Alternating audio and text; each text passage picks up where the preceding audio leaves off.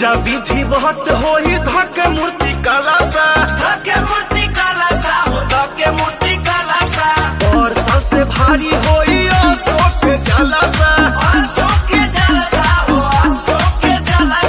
बहुत खुशी की बात बा। लो है 101 रुपया। अरे 101 तरह से काम ना चली भौजी। तब कितना लेब? कौन धइले बाड़ो धंधा बेसी मांगो तारो चंदा जवन छुड़ी मोनी मुहे दिया हो। ऐसे चंदा ना मिली। तब कैसे रे? भक्ति भाव में तनी भौजी के समझावा व्यास। सुर दिखाओ तो तनी। ऐसे ना दुआरी तू हर छोड़ जा भौजाई हो। ऐसे ना दुआरी तो हर छोड़ब जा भौजाई हो। जबले 501 रुपया नगद ना भेटाई हो। जबले 501 रुपया चंदा ना भेटाई हो।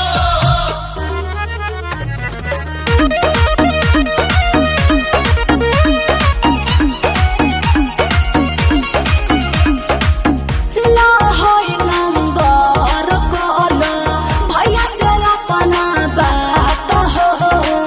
माथा जनी भूखा बहबो भूखल बहनी नवरात हो। हो भैया भेजल है बड़े पैसा खाता में खर्च करो खूबे जगराता में। जितना बाटे हमरा शक्ति ओतना करो तानी भक्ति 5 रुपया से होला पूजाई हो। ए भौजी तू तो बालता तंदुरुस्त वालू हो। अच्छा ठीक बा। लो है 201 रुपया। भैया ये तो पिछलो साल से घटा दिली। ए खुसुर फुसुर का करता हो। अले तू ना हो। ऐसे ना दुआरी तू हर छोड़ जा भौजाई हो। ऐसे ना दुआरी तो हर छोड़ब जा भौजाई हो। जबले 501 रुपया नगद ना भेटाई हो। जबले 501 रुपया चंदा ना भेटाई हो।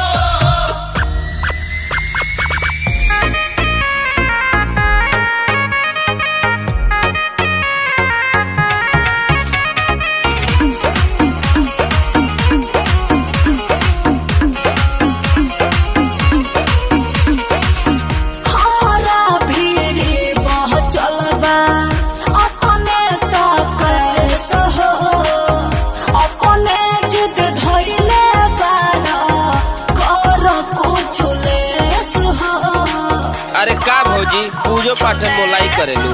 पैसा पे दो आशा के नरपा फोटो छपी तोहार राकेश यार बिहार छोटू करो तैयारी जितना मांगो तारा उतना दियाई हो।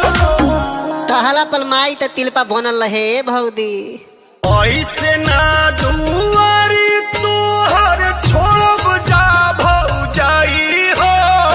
ऐसे ना दुआरी तो हर छोड़ब जा भौजाई हो। जबले 501 रुपया नगद ना भेटाई